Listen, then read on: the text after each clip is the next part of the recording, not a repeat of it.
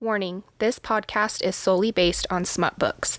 The definition of smut is a story that includes one or more sexually explicit scenes. This is a warning for all listeners to proceed with caution. There will be explicit content, sex talk, and triggering subjects.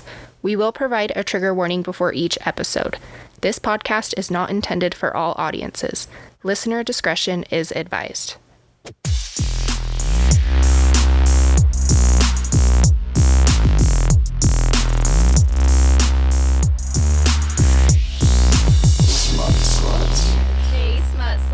We're your hosts. I'm Tisha. And I'm Corey, and welcome back to our podcast. Okay, so today we are going to be talking about Ashley Jade's The Words, which I fucking loved this book. I did too. It was absolutely amazing. I went into it not knowing what it was about, and it was a whirlwind. Oh my gosh. 100%. Heartbreak, love, chirping, all of the chirping, rooting. Oh, everything. Crying. All the emotions. And the best part, I think, about reading this book was the fact that we read it together. Mm-hmm. We set chapters and stopped, and we couldn't go further. And I was so proud of you because I'm a mom, and I have to stop and make dinner, and I have to go wipe butts and, like, give baths and put them to bed. And I'm like, I'm sorry I'm not reading as fast as you, but... It worked out because I still read another book on the other side, which I never do. I can never read two books at once. My brain does not work at that. But doing that was fine. And then we would text each other and be like, hey, can we go another 5 chapters? And it was perfect because it was just like, fuck. And then it was like, okay, we're at the end. What can we do? Can we go? Let's do it. Crying. So we do want to let you guys know there are going to be spoilers. So if you don't want this book to be spoiled, please come and listen to this episode after you have read the book. You've been warned. Yes. We're going to talk about all the things, so. And detail, so be prepared. Yes. The next thing is we want to kind of go over a book trope. We've seen some of the things with the smut hood on Facebook or a lot of the Facebook groups where people say, what is a book trope? So you have your genre of what a book can fall into, such as contemporary, dark romance, all of the genres of that. But a trope is what speaks to the type of story that the readers expect. So there is like a bully romance, there is enemies to lovers. Hell, there's a lot. I can't even list them all. We tried to list them all and make a cheat sheet. But there's too many. Yeah. So this one I would say falls under to the enemies to lovers. Yes, 100%. For sure. Wow. I'm going to stutter a lot and I'm going to say a lot of stupid words. So here's your laughs for the day, guys. So this book does have dark subjects in it, but it does have a happily ever after. So like we said in our warning from the beginning, we do want to do a trigger warning before each episode so that our listeners know what we're going to be talking about. And if any of this is triggering to you, we want you to proceed with caution because we don't want anybody to be triggered by what we're saying. So absolutely. And the thing with this book is it didn't come with a trigger warning. And I understand why it didn't. But I also feel like there's a lot of topics that were in this book that could be triggering to people. There's death. We have car crashes with the death in it. There's drug and alcohol use. There's domestic violence and child abuse inside of this. And so it's a very dark subjects that can lead people down into that dark hole. And I do want to say the domestic violence and the child abuse, it didn't go into detail about the abuse itself, but it was there and it was talked about. So even if that's a really sensitive subject for you, I'm sure it can trigger you. This book triggered me and I wasn't expecting it. So, but we'll get into that. Yeah. So first things first, we want to kind of give you a synopsis of this book, what it was about and the storyline behind it. So the start of it was they're in high school is when it starts out with Lennon and Phoenix. Lennon is the unpopular chick and she's overweight in school. So she gets bullied a lot, which I had a hard time reading. I had a very hard time reading about the bullying and what happened to her. And then you have Phoenix Walker, who's babe. Like a die for dude. I would have drooled over him in high school. He wasn't the jock, popular guy though. He was the mystery, in the background, but he was sexy and everybody wanted to know more about him, but he was just so closed off, which we figure out why later on in the book. Exactly. So Phoenix is failing school because he just wants to get the fuck out of town. He wants to be a musician. He wants nothing to do with the town that he's living in. So he's failing, trying to just get out of there as fast as possible. Well, his teacher said that he's not going to graduate if he doesn't pass this certain class. And so she approaches Lennon to tutor him. And Lennon is she's got the mad hots for him. Like, she, like, toes tingling when he's in the room. Lady boner for sure, 100%. No lip clit when Phoenix is around. Yeah, no, I would be Lennon if I was in like this story, because a Phoenix would be like the dude I would go for in high school. Oh, yeah. Like total bad boy. I'm attracted to the bad boys. But, we know. I mean, I know. You guys are gonna learn real fucking quick. I like the most fucked up characters in any book. I think most women do, but he's just heaven. Yes, heaven. He is. So he is a musician. He's a singer. He's got a beautiful voice. He has a band with his best friend Storm. And so Lennon decides to help him out, and he is supposed to meet her for their first tutoring class, and he doesn't show up. And so she's like, okay, well, I guess I'm gonna pack up. I tried. And so she starts packing her shit up, but she also sings because her dad, isn't he like a songwriter? Yeah, he's the music, like a creator. Yeah, songwriter. Yeah, something like that. And so she's been around music her whole life, which I absolutely fucking love books that have music in it, the Spotify playlists and stuff. Like Penelope Douglas does it, and I absolutely adore that. So this one does have a Spotify playlist that you can listen along with. But she starts singing while she's cleaning up, and he walks in the room, and he's like, don't stomp on my account. And you see it from his point of view, where he's like, holy shit, like, she's an angel, you know? Yeah. Oh, and eye-opener, like... Yes, it melted my heart. But then they kind of start, like, becoming friends a little bit, and she figures out that he has dyslexia, and that's why he struggles so hard with English. And dude, when she got him the reading pen to help, I, like, teared up. It was sweet soul. Yes, like, she's just the sweetest girl. Oh, my gosh. He is so rough around the edges, and so when they started clicking, it was just like, oh, my God, my heart, like, oh, okay, you're like melting me right now. Cheering on for the girl that's bullied, and, who the hell doesn't root for the underdog? If you, shit. If you don't root for the underdog, then we've got a problem, because... You know, you have your stories where females are, you're super skinny, you're super blonde, the most popular bitches of the school, and they get the hot dude, and it's like, no, fuck you, I want the underdog to take him, and I want her to get him, because that's so climatic in a story, and it just builds it. Oh, okay, anyway. So good. So then she buys him the pen to help him read. It's a pen that when he's writing, or when he like scans it over the words and it reads it out loud to him. Yeah. And he starts falling for her, and then they like kiss a couple times, and then they're gonna fuck.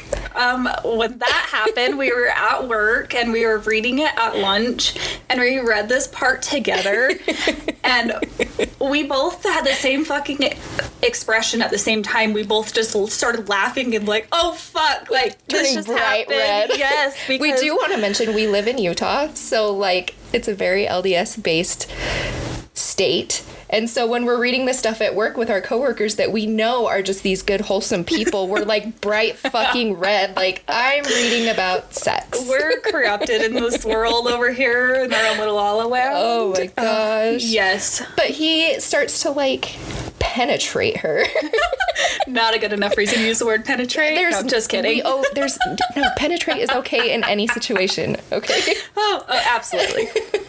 And she like flinches, and he's like, are you a virgin? And she's like, no, because she didn't want him to know. No, because she didn't want to not have her chance with him. Yeah, and then what does it stop? Is it because Storm walks in?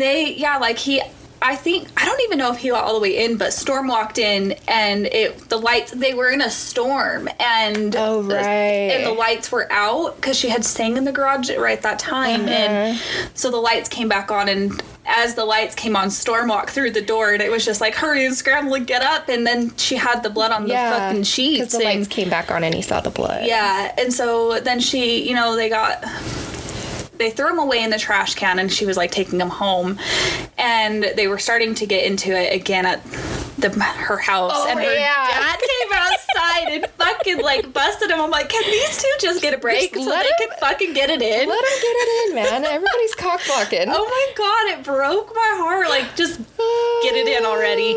Does the pig slap happen before or after that? I think it happened that night. I think you're right. Yeah, I think it did, because Storm, he was supposed to go to the party, and it didn't work. He decided not to go, and then Storm called him because she was in the midst of the shit with What was the main girl's name? Do you remember? I have it written down. It starts with an S.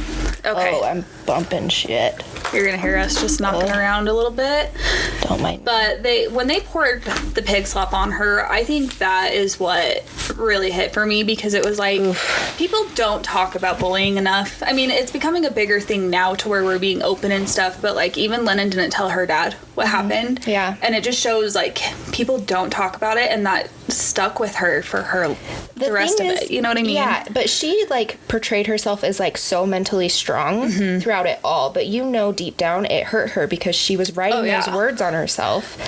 And she also had her eating disorder. And that's the other thing, is like people think eating disorders are just anorexia or bulimic, and it's not. Like, you can have a compulsive eating disorder and like use that overeating. And that's just as sad as if you're doing anorexic or bulimia at that point, absolutely. you know, because it's still affecting you and it's still not coping with what's going on. Yes. And so when that happened, I think that was a turning point. Yeah. That really, like, sucked me into the story, because I'm like, I hope this bitch gets her fucking revenge later on. Like, I hope he fucks her up, or Lennon fucks her up, because it was just so fucked up to do to a person. Yes. Her name is Sabrina Simmons. Okay. You cunt. And I'm going to say okay to that, because I agree. Oh, my goodness. So Phoenix just like takes care of her that night, like picks her up and like lets her shower at Storm's grandma's house. I love the grandma. Oh, she's so cute. She's feisty. I love her. When she said something about the Hershey squirts, I fucking died, because I'm not kidding. It's something that like my family is very open about. And so all I could think about was, that is going to be my mother when she's old and a grandma, because she's just going to go whack about it. You know what I mean? Yeah. Like, oh, it's going to be hilarious. That's funny. Yeah. So at this point, they've kind of like become really close. And so Lennon starts to like open up to him and show her some of the stuff that she's written, because she's been writing songs and she doesn't feel confident enough that they're good. So she's like, I'm going to show him this one song that I think is my best one and see what he thinks. And so she sings it for him and he loves it. And he's just like totally in awe over her. And so they're going to play a show at a local bar or club, and they know that a big producer is going to be there that night. And so all they have, because he's dyslexic, he can't write songs, is cover songs. So they were debating on what song that they wanted to play, and Phoenix gets this idea, like, I'm going to take her fucking song. Because if I do a cover song, he's not going to want to sign us. No, and I was like, you motherfucker. Of course it's got to have the climax of the story, because something's got to happen between these two to make it have the climax of it, you know, but really? Her self-esteem is already so low. And it's like, if you would have just asked her, she probably would have just been like, oh, here you go. Absolutely. Like, she would have been on board. 100%. And I think that, like, just dropped it. You know what I mean? Like, that was like mic drop. Oh, fuck. Here we go. Here's the story. Gung ho. Oh my gosh. So at that point, she starts binge eating, and 6 months goes by and she hasn't heard a word from him. And then she hears the song on the radio. Yeah, she's at college. She doesn't know. Does she know that they stole the song, or does she catch him with Sabrina and then 6 months later she finds out? So they're at the club and he had invited her to go to the backstage with him. And he saw one of the big music producers in the club or bar, whatever the fuck it was, and was like, oh fuck, this is our one and only chance, like, I have to do something. And he knew what he had to do, and he makes a phone call. And then it switches to Lennon's point of view when she's walking into the club and Sabrina's in the bathroom with Phoenix, and her world just is shattered. So that's when she leaves. So she doesn't hear him take the song. No. And then 6 months later, when she's driving, she hears it on the radio. Yes, and she's in college at this point, moved away, and that's when it stops, and she just, like, loses herself. Yeah. I mean, who wouldn't? Like, that's a hard thing to have. Yes. So then it fast forwards 4 years later. Yes. And this bitch has lost weight. She's still a thick, beautiful bitch. Yep. But she is doing so good for herself. She finished college. No, she dropped out, remember? No, I don't remember that. God, I have the worst fucking memory. No, she drops out because her dad got 2 years into her her college is when she, her dad gets diagnosed with dementia. So she dropped out and moved home and was working at a restaurant, but then had to go work, I think it was Obsidian is what it was called, the strip club. She's just a bartender, but still, you know. And you caught that her dad was going to have dementia. I did. I did not. I did. I don't know what clued me in, like how it just clicked in my head, because when you first meet her dad in the story, he's looking for his keys and he's does something else, and then they go later on in the story at some point, he's eating cookies and he puts the milk in the cupboard. And I just knew that was going to be a part of the story, because you could tell the way she wrote it that he was losing his mind. Like he was getting the dementia aspect. I didn't pick up on that at all. And I don't know, that's something I would say maybe you would if you like were thinking like that, like watching his mannerisms at that point, but I thought he was just a man. I very well could have been, you know. Men do that all the time. Yeah, very well could have been, but yeah, I don't know, that poked out to me. So I just knew, I was like, I guarantee you. And I remember I called my sister and I was like, this book is so good, but I have a feeling her dad's going to get dementia and it's going to be so sad. I don't want to watch that. Yeah. Or read that. Same thing. We didn't mention that her mom did die during childbirth. Yes. So she never met her mom. So it's always just been her and her dad. They're like BFFs. And so she puts her life on hold to take care of him. Yes. And at this point, Phoenix is a big rock star and Storm's a part of the band. And then they have Josh and Memphis, who are part of it. Their band's Sharp Objects. Isn't that what it's called? Okay. And they had just won, when it switches to Phoenix's point of view at this 4 years later point, they had just won their first Grammy, I believe. Something like that, yeah. And so they're partying their asses off like rock stars do. And they did, I think they snorted heroin is what it said, I think it was heroin, yeah. And I didn't know you could even snort heroin. I'm like, I'm a fucking angel and saint in this aspect. Like, I'm learning some shit through this book. And him and Josh, which is another bandmate, get into the car. Their manager's car. Chandler's is the manager.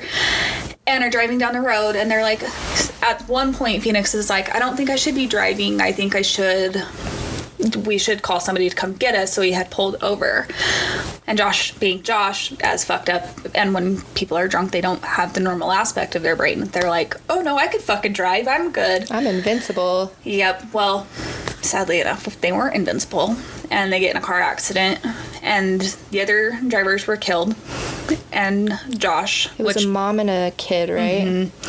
Yep. And Josh dies.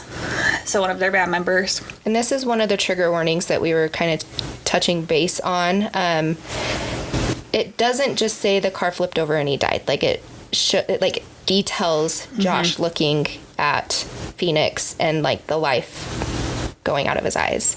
It was hard to read. I think that part for me caused me anxiety.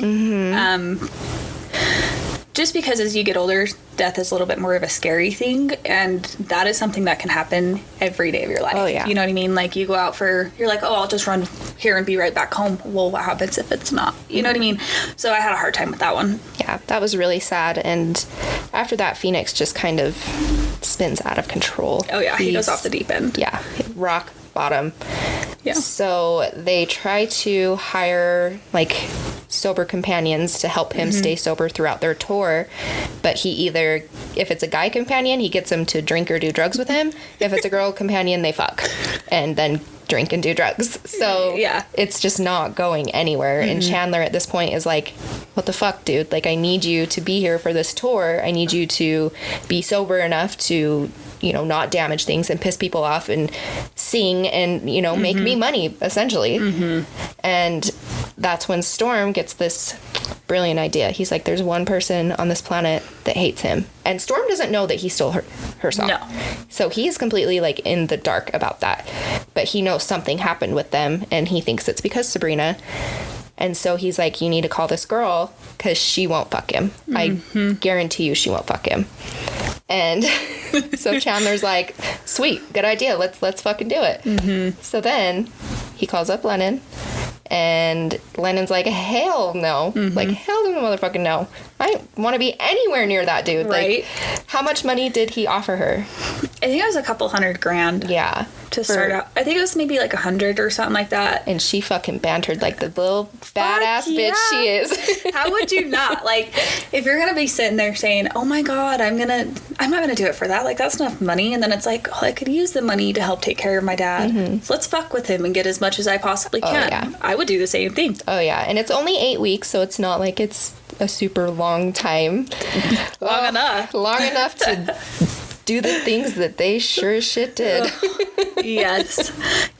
So after some, I would say, wagering, she agrees to it and flies out there.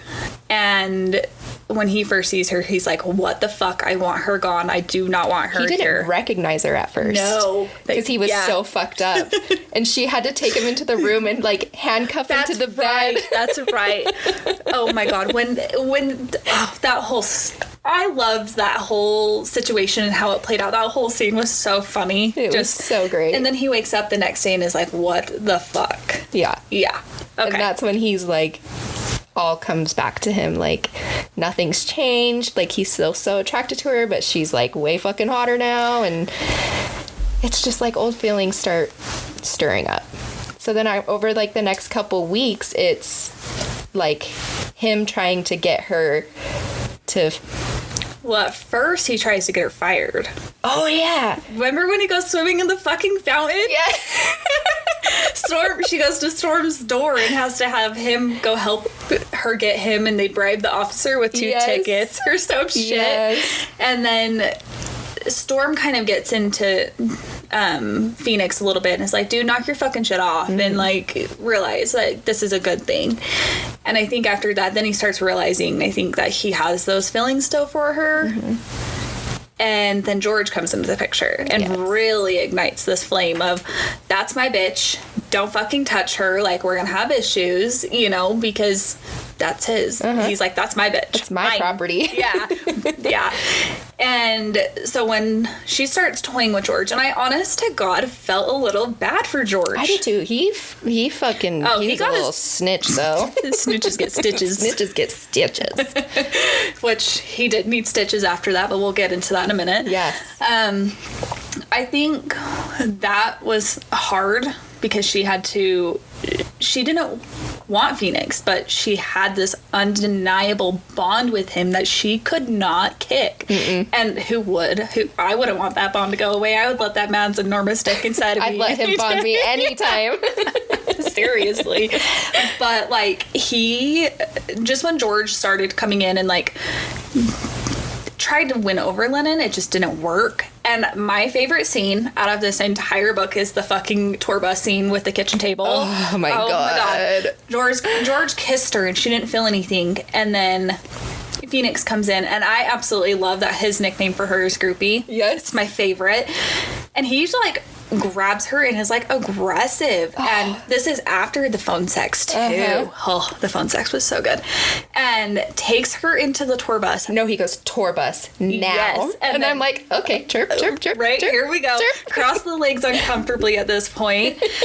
And go into the tour bus, and he has her by the neck and just like pins her down, opens her legs, lifts her skirt up, and it's just on like that. Oh my god, the chirping was like nonstop through. From that point on, once they started the sexual relations between them, there was nonstop chirping. I think from like that point on, probably 50% of the book, maybe something probably. like that. Oh my god, It was chapter 45. Yes. Oof. That was a good one. And then we go to the club scene after that. So after they first have sex, then they just decide, okay, let's be fuck buddies. Like, no, we could do that without being friends. But Lennon is having like this internal battle. Like, I don't want to do, like, I don't like you, but his dick is undeniable. They're man. Also like bantering back and forth. Like, she's slamming her hand into the wall to make him think that she's fucking George. Oh, it was so good. Oh. And then they go to the club scene for George's birthday. And when they like go up by the railing, I'm like imagining this because she wasn't a very tall girl. No, I'm so glad you thought the same thing. I was like, how would that This work? is like a baby giraffe's legs widened because it's like he had to have been like doing the splits. something because it's like wasn't he like 6 foot and she wasn't like she was 5'2" or something like that. She was 5'2" because it was only 2 inches taller than me. Yeah. So I could only imagine how it looked in the club. I mean, you probably would have thought they were just dirty dancing at to begin, but even that, I'm like, for as hard as he took to Pound Town, I don't know. I think he had to have a good stance. I don't dirty dance with my fucking body jerking. No, I don't know. I just, like, how do you picture that? You know what I mean? Yeah. I really just think, like, wide leg stance and just go for it. I mean, hey, they made it work, and it was great for us. Yeah. And George was watching the whole thing. Oh my gosh. I remember when she, like, it described her, like, looking out over the dance floor and, like, connecting eyes with George. And I'm like, oh, I felt so bad for him in that moment. Because he was trying so hard, and he was really nice. Like, he appreciated, like, her boundaries, and, like, if she said she didn't want to do something, he was like, okay, yeah, cool, like, I'm totally fine with that. But he was also, like, showing how interested he was in her, and so it broke his little heart. But I mean, it's Phoenix fucking Walker. And he had no fucking chance. He knew they had a history coming into this. He's honestly, and it's hard because he wasn't even like the original band member. So one, he wasn't ever treated properly, I would say. He wasn't Josh, Yeah. And not only that, he just didn't fit in. You know what I mean? And so when he comes in and Lennon comes in, she's also a newbie, but she has history there. And when there's history with somebody and you can still kind of feel that connection, dude, back the fuck down. Like, know your place. Yeah, for sure. Because I'm like, I just felt like he just couldn't keep up. Like, I picture, like, who's, like, a goofy motherfucker and then, like, a hot-ass motherfucker is, like, how I pictured it. I know he wasn't goofy, but that's what it made me feel like. You know what I mean? What's his name? Pete, who's with Kim Kardashian. Oh, Pete Davidson? He's a goofy motherfucker. Yeah, he is. And Kim Kardashian is, like, beautiful. Yeah. So it's like... Yeah, that's a good comparison. That's how I felt like this would have been in the relationship, whereas, like, you have Phoenix Walker, and I'm not saying I would think he looks like him, but, like, somebody like David Beckham. Like, you can't compare those two at all. No. But that's how I felt like in this book. Like, you couldn't compare George to Phoenix at all. Nope. Nope. Nope. So at that point forward, they're still trying to convince themselves that they are not in love. They're in love. No, at this point, I think Phoenix wants to pursue this, and he tells her that. And when he said that, I'm like, go Phoenix, fucking go, like, cheering this motherfucker on. But she's still just like, hell no, I'm so mad at you. He broke something, like, 100%. So you got trust issues, dude. You gotta fucking work through this. He didn't, like, admit it, though. He never once admitted it or apologized for it. No, not until they had, like, I think, like, maybe a few weeks left of the tour, or a few days, something like that. And they were playing Truth or Dare, but they weren't drinking. They were drinking tea. And he admits it to her, and she slams him out of the hotel room, and she's just broken. And it's like, well, he admitted it to you, but she couldn't move past that to forgive him. I think she really needed to see that he was sorry and allow herself to feel that, because she was doing the I don't forgive you in her head, but her heart was saying something else kind of thing. Yeah. My mind's telling me no. But my body. Oh, I'm so sorry for everybody's ears that just heard that.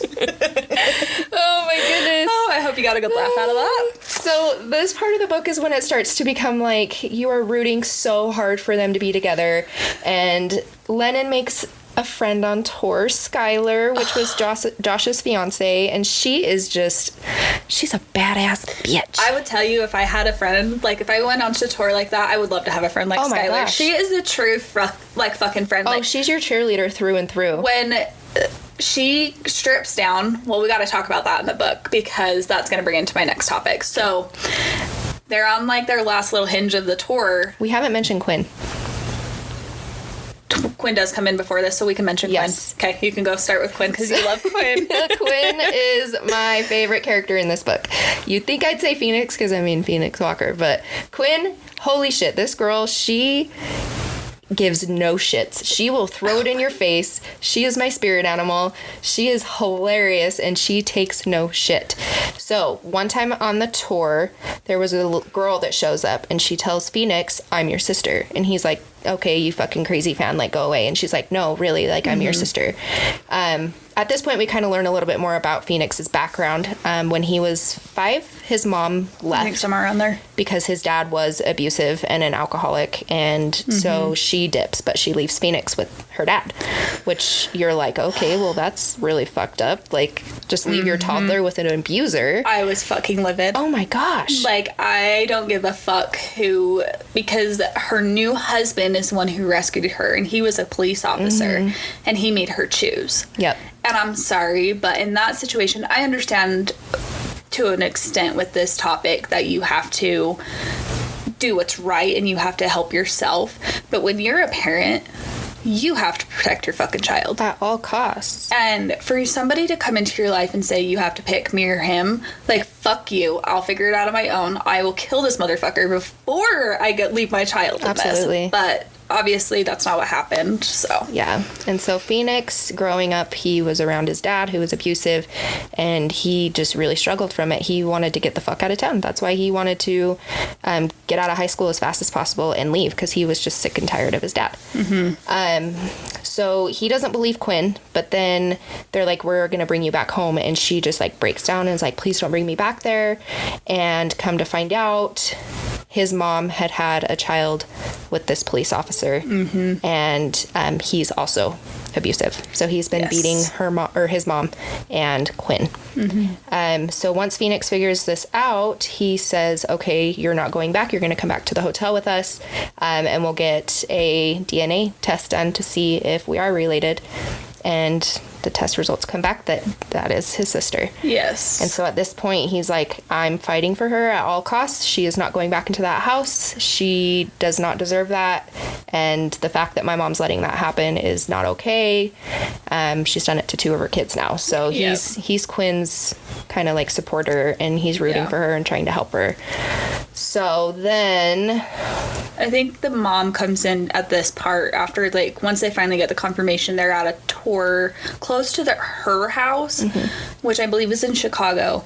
And the mom shows up and is, like, begging Phoenix to let her take Quinn home, and he won't allow it to happen. And by this point, Quinn was in the room, and Lennon took her away from it. Well, Lennon had to come in and tell him that Quinn was gone, because Quinn runs away at this point, and they don't know, so they have to move on with the tour. And the mom was, like, bawling at that because she didn't want Quinn to leave because it was going to fall back on her. But I'm like, in my head, I'm thinking, just move the fuck on and, like, get yourself out of this. Obviously, your kids have both done it. Like, if I saw some, like, my husband or that aspect ever put their hands on me or my kids, like, bye. Yeah, like, we're gonna have a fucking problem. But where he was a cop, it was like, who do you call? Yeah, you don't have anybody. Yeah. And I don't even know if she had, like, relatives or anything to help her. But at this point, Phoenix is like, leave. I will buy you a house. I will help you. And she still is like, no. Yeah. So then they move on with their tour, and they find Quinn. She comes back. Yes. Yes, but she's beat to shit at this point. And Phoenix, let's just say Phoenix is a hothead and went and avenged his sister, and he gets the custody, because if not, he's pretty much going to throw it out there. And when you're a celebrity and you have that kind of dirt on somebody, regardless if you're a police officer or not, it's like, gloves are off, game over, bitch, I've won. So they come up with an agreement that she can be homeschooled, and she's going to stay with Phoenix at this point. And now is when comes in the sex pictures of Lennon and Phoenix in the tour bus. Yes. Oh my god, that sex scene when he puts his finger in her ass, I was like, go bitch, go. Like, oh my god, I was touching up on this last night because obviously I knew we were going to be talking about it. And I was re-chirping all over again, and I was just like, holy shit, this is so hot. Like, it's so good. The Ashley Jade, you beautiful bitch. We're going to go read more, for sure, yes. first. But that sex scene was So within like the following days, the news articles break that they come out. And poor Lennon has to read all of the terrible shit that people are saying about her. Because they're calling her fat and saying that Phoenix Walker likes him big and just like... Right. It's like high school all over. She's getting bullied all over again. 100%. And that was really sad. Like, really. But they knew it was somebody who was on the tour bus. And they were in the hotel... And Chandler fired her at this point because her contract stated if she had sex with him, did drugs with him, or I think if he got arrested, she was fired. Well, obviously these come out. She finds out that she's fired. There's like how many days left in the tour? I think there was 8. It's like, I think, so close to the end. Right. And so he's like, you're not getting paid. Motherfucker, she has been there this whole time. And you're going to tell her no? Yeah. Fuck you. So she goes to her hotel room and is starting to pack, and Phoenix walks in and is like, what the fuck are you doing? And he loses his shit. And so he takes off out of the hotel room, and Quinn is trying to follow. No, Lennon, sorry. And all of a sudden he just kicks in the door. And it's to George's room, because obviously nobody else on the other tour bus is going to do that, you know? And everybody, I think it was Storm, Memphis, and Skylar all open their doors. No, Chandler. And then Skylar and Quinn walk through the elevator, and they all just stand in the hallway like, oh, fuck. And he just beats the shit out of George because we knew he did it. And Chandler's like, you need to call security. And Memphis is like, did you hear anything? And Storm's is like, nope. And even Skylar's in on it. She's like, nope, I didn't hear anything. Yep. She's like, no, did you? No, I think we're good. And then 2 security guards go in, and Skylar's like, how much do I have to pay you to drop him off at the hospital and say, I never saw this. They're like $5,000 in tickets tonight. She's like, done. And I love her. When Quinn has to act that her appendix. Oh my gosh. Oh, shit. Headphones down, guys. Headphones down. I tipped my head back to laugh, and okay, we're gonna be back in business in just a second. We're a shit show. Anyways, back to business. When Storm carries her in, and because Quinn is an aspiring actress, so she just wants to be, she's portraying it. She is so dramatic. It's great. She's selling this fucking bit right now, and Phoenix is telling Chandler that Lennon needs her job back, and pretty much rips his balls off from him. Not really, but with words. And goes back in and makes him apologize to Lennon and give her a job back. And I just remember Memphis going, so how did it feel when Phoenix ripped her balls off and handed him to his girl? I was like, man. So Lennon gets her job back, and then she's pissed off at Quinn for pretending to have her appendix burst. She's like, why are you guys calling the fucking hospital? And they're all just like, I don't know. When Phoenix walks in after that whole thing with Chandler, he kisses her, and she's like, are you two smoking out of the same bong? I was like, yeah. Little do you know it was a diversion. But yes. Cool. This is when the book starts to get kind of heavy. Yeah. So towards the end, they only have a couple more days left on tour, and they're just trying to soak up every chance that they can together.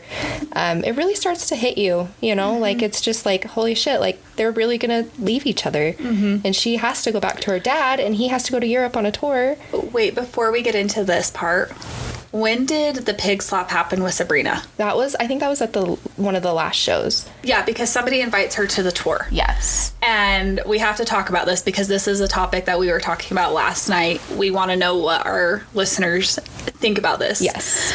So Sabrina gets there and Lennon gets upset when in reality, I don't think it was Phoenix that invited her. I think she just kind of showed up. I think Phoenix did invite her. Did I read it wrong then? I don't remember. I don't either. One of the... When you read a 700-page book in like 3 days, it kind of like, oof. Yeah, with how many books past we've been reading.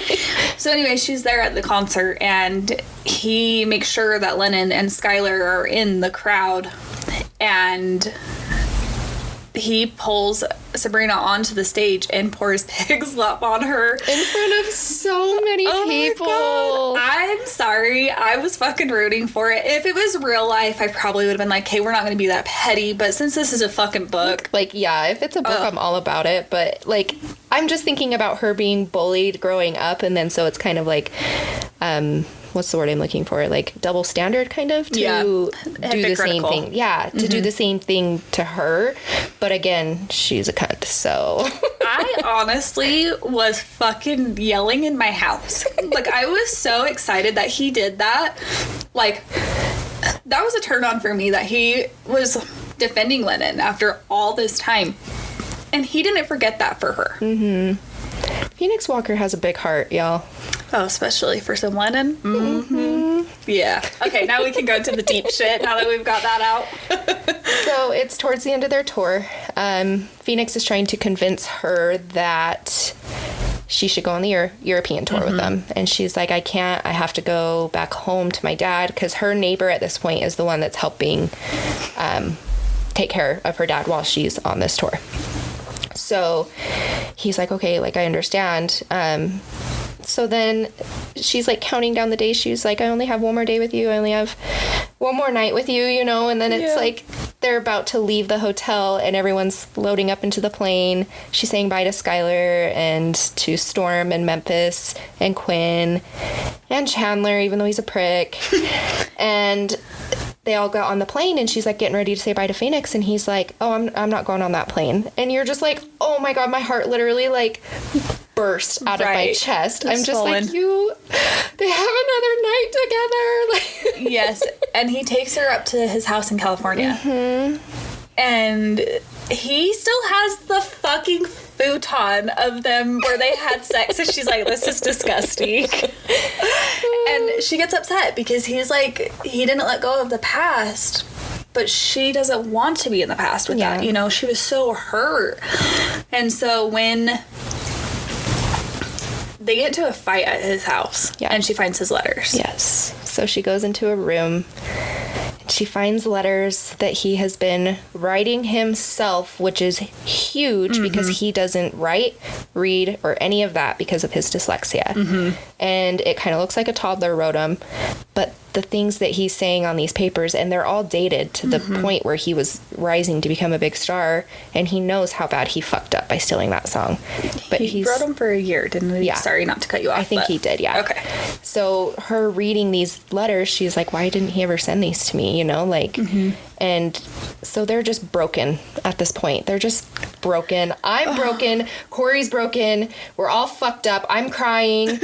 I'm texting her crying. My boyfriend's looking at me like I'm fucking crazy. Right. It's like the emotions that when you're reading a book just come out. And I have never, like, you read emotional books, but like when you have these things happen, that's not when it really, that hit me. But then they go into his room and he's never seen her fully naked. So they get naked and they have sex. And after they're done, they both just lay on the bed and she just starts crying. And I'm like, oh my God, like, that's what really hit me. That's what I knew. They're like, are they not going to be together? I mean, we still have 100-ish pages at the end of this book by now or something like that. But when she was growing up, she would write like pig and slob and fat like on her thighs in permanent marker. Because that's how people saw her. So she wrote it on herself because she felt like it was true. Yeah. And she writes it on herself again right before that. And he sees it and he scrubs it off of her skin. Yeah. And that night she falls asleep and he grabs a permanent marker and he writes like on her arms and her thighs, like beautiful. Perfect. And then on her back he writes, I love you. Because she would never see it. And I'm like, why can't you just tell her? Like, that really would change so much. Communication is key, people. I know. But, I mean, we're in a story, so. I have chills thinking about it. I know. So when she wakes up in the morning, he's gone. Isn't he? No.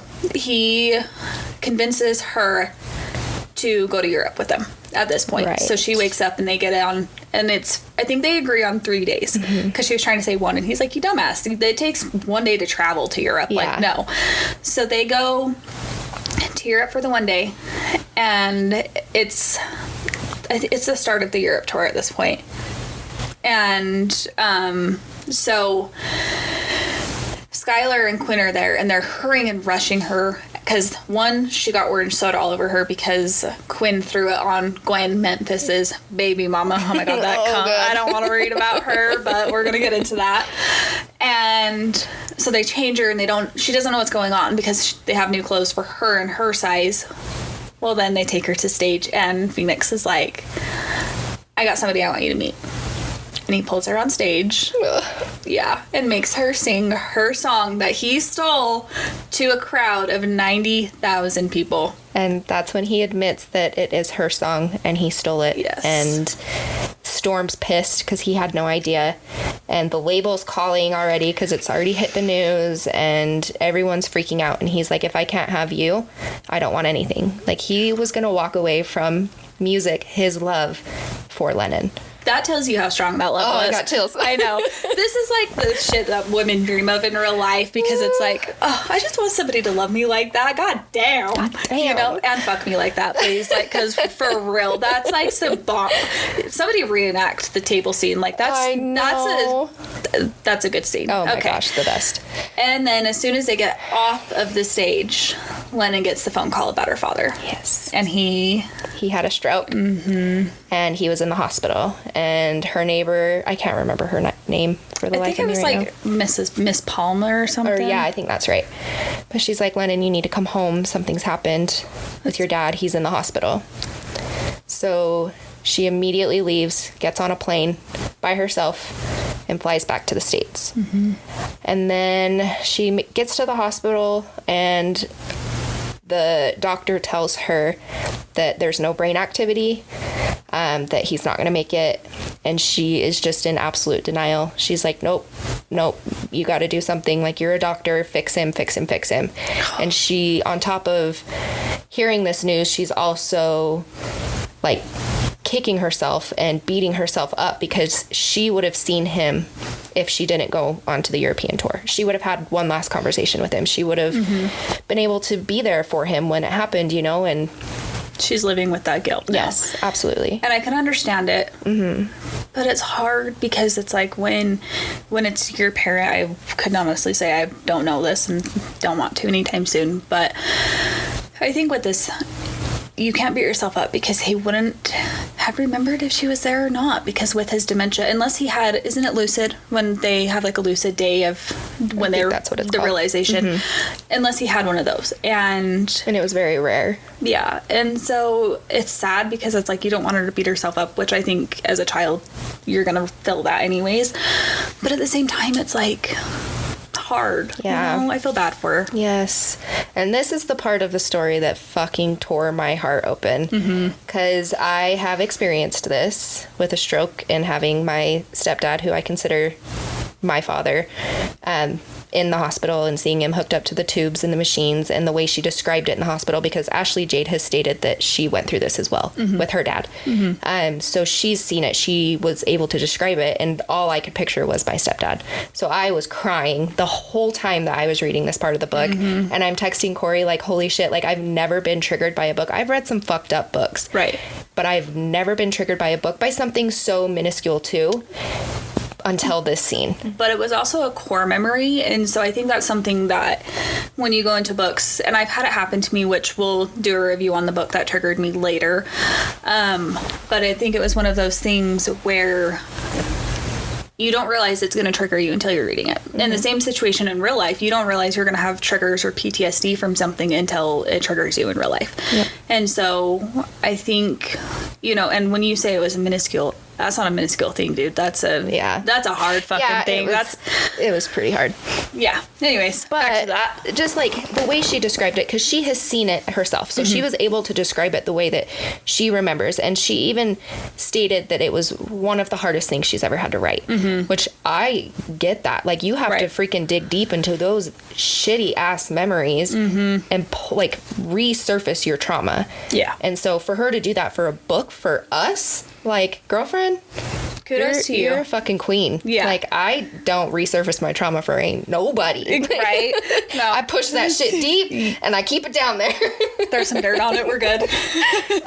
So being able to really actually have that scene come to life in my head was just like, fuck. And at this point, I'm like, I have to finish this book. Like, I am so torn up inside. I have to have my HEA, which means happily ever after for the people that don't know acronyms. We're kind of point those out over the next few episodes while we're using them. So yeah, I need my HEA so I can feel good about myself.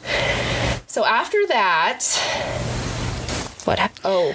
So Phoenix shows up to the hospital when her dad is in the ICU, and he's also in a coma. So once he shows up, the doctor comes in and says he's went without oxygen too long to his brain. He's gone. And she is crying, like, my dad's never going to see me get married. He's never going to see me have kids. And then Phoenix is like, oh, well, let's get married. And so they end up getting married, and it was really kind of like a beautiful, sad scene, because it was like, it's a happy day for that aspect, because he did something that was beautiful for her. Her dad got to see her get married regardless if he watched it or not. But it was really sad, because it's like their wedding anniversary is also going to be the day he died. And he passed away, I think, like 10 minutes after they said I do, after the priest left. And then they go to the funeral, and that's really sad. Lennon's like really broken at this point. She can't do anything. She stayed until well after his coffin was in the grave. But at the funeral, I have to say this was my fucking favorite. They said some shit. I'm like, I'm gonna use that. Phoenix and Storm in Memphis get into a fight on the cemetery grounds, because they've cut ties, so, like, as of right now. Yeah, they just hadn't talked because they were so pissed off, and they knew Phoenix was with Lennon. And so they're fighting on the ground about what the fuck, like, why didn't you tell me? And Phoenix calls Storm an oversized dildo. And I'm like, that's fucking awesome. And then Storm calls him an anal pore, I think is how you say it. And so they get done fighting, and they're sitting there, and he's like, did you call me an oversized dildo? And he's like, you called me an anal pore. Like, what the fuck? And then they're back onto good terms, because they have a brotherhood. They have the strong bond. And so they're trying to. Well, Lennon goes into her depression now. And he's a trooper. Oh, yeah. 100%. He sticks by her, I was going to say his wife, through thick and thin. And that just shows the love that he has for this woman. And even through her, like, trying to get an annulment and... Yeah. But, like, she wanted an annulment because she didn't want to have that being surrounded with anything of his work. And she didn't know what was going on, though, because Vic, which was the label, or the label owner or something like that. Some shit like that. Was trying to get Phoenix cut off and get kicked out of the band, and they had a new uprising star, blah, blah, blah, suck my dick. And so then Lennon talks to Skylar about it, and they come to terms, and Skylar fills her in. And she's like, oh, fuck you. She gets defensive, and she's like, you fuck with my husband. Here we go. Like, I'm going to tell him I gave you the song, and comes up with the game plan of how to protect him. So they go through it, and then it jumps to the epilogue at this point. Yeah. And it shows Phoenix. He went back to the recording studio. So he's recording the new album with Sharp Objects, and Lennon is singing. Yep. And it ends with her being in the studio making her very own album, because Phoenix wanted nothing more than to help her, because throughout these 700 pages, it's her constantly helping him and being there for him. And so now it's his turn to take the reins in that. It was such a beautiful story. Oh my gosh. So good. I literally keep getting chills just talking about it. I think I want to go back and reread it like 8 more times. I'm not going to anytime soon. The book Hangover after this one was rough for me. So rough. It was hard to pick up another book. Yeah, you needed to pick up a happy book because it hit you harder than it hit me. I think I read Mindfuck after that. That's not a happy book. Yeah, I don't know. You didn't need to have a trigger after already being triggered, you know? And I think that's something with reading. Us as readers, we take a book into our soul, and it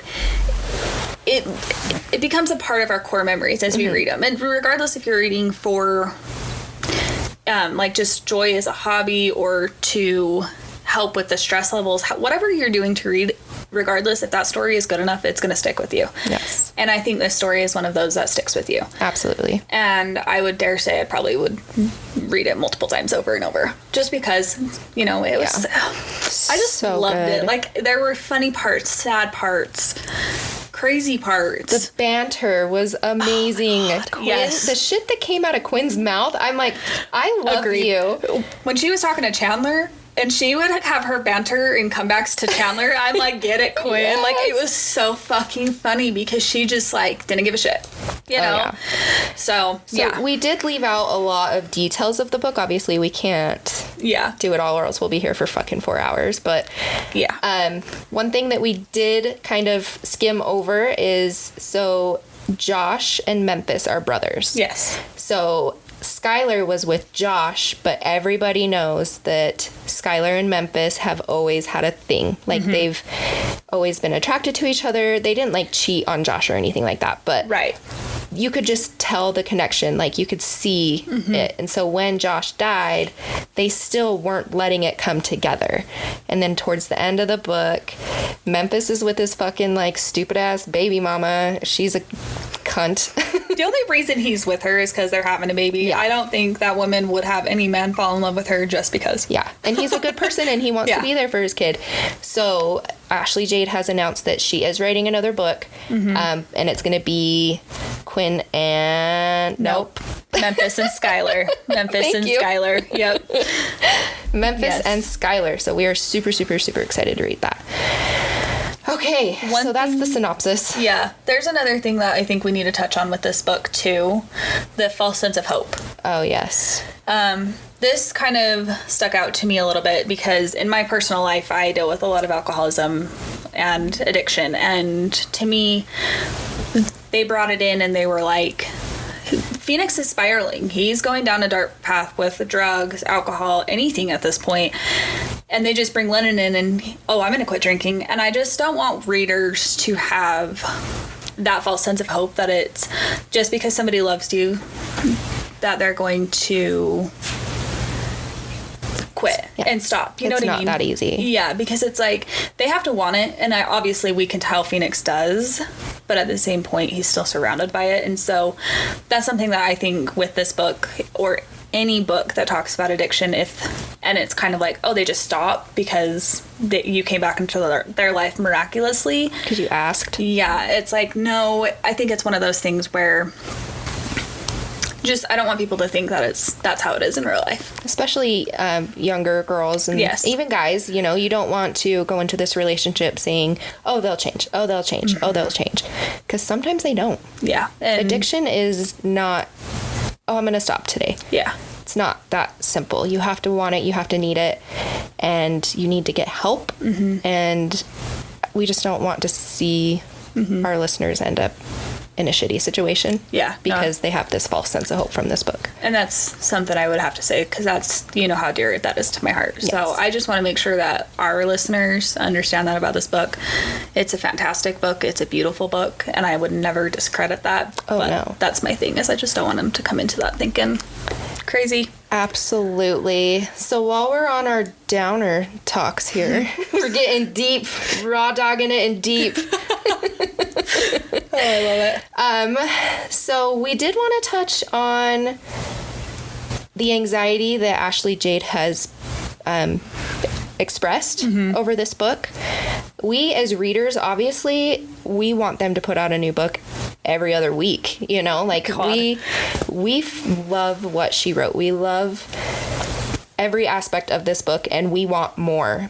But us as readers, we need to take a step back. These Agreed. Are human beings. They have kids, they have husbands, wives, homes, jobs, lives. They need to shower, they need to eat, they need to go grocery shopping, they need to clean their house. They can't just sit down and write. And not even just like the chores that you have to do at home and stuff, but the mental capacity. I posted in a group that I'm in on Facebook, and I just stated I would love it if Quinn and Storm ended up together. And she said there's not going to be a book about them. And I'm like, oh, okay, cool. And then she kind of went on to explain that the anxiety that she's having from the pressure from her readers, and that she's explained it multiple times. And if she were to write something, it just wouldn't be good because it would just be a jumbled mess coming from her mind. She hasn't sat down and created this story in her head. And she honestly doesn't want to. Because it's too tiring. It's too much on her mental health. And so us as readers, I do think that we need to kind of take a step back and not pressure the authors as much. Yeah, I could agree with that because she's not the only author I've seen this from. For instance, we know I love Penelope Douglas, and she just had the Hellbent series release, which we're going to do a review on that later, but it's touching on the subject. The readers have been posting like crazy, and they're talking about when are the new books coming, what's happening, who's it going to be about, and it's like, we're all excited for this. We're all excited for these upcoming books, but at the same sense, like, shut up, really, because it takes a long time to come up with the processes and the ideas that come to this, and I wouldn't want to be an author. No. I would not, just because of the aspect of people coming at you like that. Like, it's a lot, and it's with having anxiety, I could understand that. Absolutely. Yeah, we both struggle from anxiety and depression, and Ashley Jade gave us this beautiful fucking book. Like, right. It is so good. Yes. And I don't want her, something she said about it really broke my heart. She said that she almost wishes that she didn't write it, or she didn't release it. I remember when we were talking about that.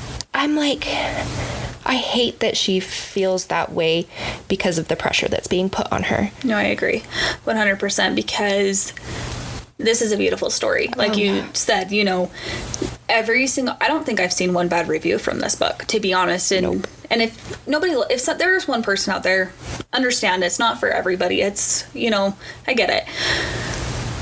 But I don't ever want somebody to feel like that, because it takes a lot to write this story. It's beautiful. It's heartbreaking. It's touching. And it can be what happens in real life. You know what I mean? So for her to feel like that, that's pretty shitty. Yeah. Yeah. So we just want to say that we love you, Ashley. Yes. You're a genius. Thank you for this amazing book. Thank you. And you take your sweet fucking time reading Skylar and Memphis's book. I said reading, writing, whatever. I got you. I knew what you meant. No. You take your sweet ass time. I will wait however long it takes, even if you decide not to release it. Like, you do you. The stories come to you, not us. Mm-hmm. They come to you, and we want you to do it the way that you feel most comfortable doing it. And you just keep creating these beautiful masterpieces. Yeah, no, I agree with that. I'm 100%. All right, is there anything else we want to touch on? Yeah, we wanted to talk about, where is that? Is it this one that you're thinking about? Yeah. The raw dogging? Oh, okay. So, after the scene in the tour bus, he literally puts his hands in her pants, swipes her juices, I don't know the right word to call it, her juices, and sucks it off of his fingers. Like, in the book, when I'm reading that, I'm like, okay. And then I'm like, if that happened in real life, I'd be like, ew, what the fuck is wrong with you? So we want to know from our listeners, are you into that? Yeah. Is that something you like? Yeah, we should put it up on like an Instagram story once this is released. Like, is this a yes or no for you? Take a poll. Yeah, because I don't know how I would feel about it. I think it would have to be in the right situation of it to do it. I don't know. In the books, it's hard because you're captivated. Is that the right word? Captivated, yeah. Yeah. By the story that it's so fucking sexy. You're just like, God damn, he could fucking do anything and I would be down for it right now. But I agree. Thinking about that in real life, like, I don't know. And the raw dogging. I don't mind raw dogging. Like, let's fucking do this shit. I don't care. But, like, when they're in the club scene and he goes inside and it starts coming, like, you just think about it, like, it's dripping down her fucking legs. While and she's still walking through this club. Yeah, is it gonna plop out on the fucking floor? Like, what's going on? I don't know. That, to me, you just think about those things. Or, like, I've seen a lot of people ask in the Facebook groups of UTIs. Like, yes. Bitch, do you not fucking pee after sex, or else is your vagina what is the right word to say? Incapable, that's the word, of getting They've all got anything, you know? like magical pussies. If I want one of those, because I don't like this shit. Like, I don't want to have to go pee after her. I don't want to have to worry about getting pregnant. Right? No, I definitely think that's something in books that, as readers, we're like, what the fuck? Like, why can't I be like that? But it's not, it's a fictional character, and we need to remember that. But we want to know what you guys think. Yes, so please tell us. We absolutely love it. We want to hear. Yes. Okay, so I think that we are going to close out. So we are releasing our episodes bi-weekly, and we will keep you updated for upcoming episodes on our Instagram and TikTok. So give us a follow. It's at SmutSluts.BookPodcast. And keep an eye out for our next episode. We're going to be doing a super special orgy session. So sex is between two people, me and Corey. But next time we're going to have 2 guests. So it's going to be an orgy, Mom's edition. Oh, I'm so excited for where this. We've invited our moms on to read some scenes from our smuttiest books. And our moms are fucking gnarly. Yeah. My mom, I was telling her about this segment last night, and we were FaceTiming, and she's like, okay, I'll just come horny. And I'm like, oh my good God, Mom. But I think it's going to be fun because they don't know how gnarly our books are. Like, we read some fucked up shit. Yes. Like, double penetration. Knife play. Gunplay. Like, give it all. So we gotta sit down. If you guys have ideas or sex scenes that you want them to read, let us know. DM us on Instagram. Yes, we know. Also, we do have a YouTube channel, so if you want to watch us interact while we record our episodes, you can subscribe to our channel at SmutSluts.BookPodcast. And before we go, we also wanted to do a very special shout out to my sister, Bria. She's behind the scenes with all of our equipment. She's had one hell of a ride trying to get this all taken together for us. She's also in nursing school and is a photographer, so she's extra busy right now. So we wanted to say thank you. Yeah, the fact she's taking time out of her day or weeks or finding the time to help us is fucking amazing. Yeah, so we love you and thank you. And thank you guys so much for listening to today's episode. Keep it kinky, smut sluts. And we'll see you next time.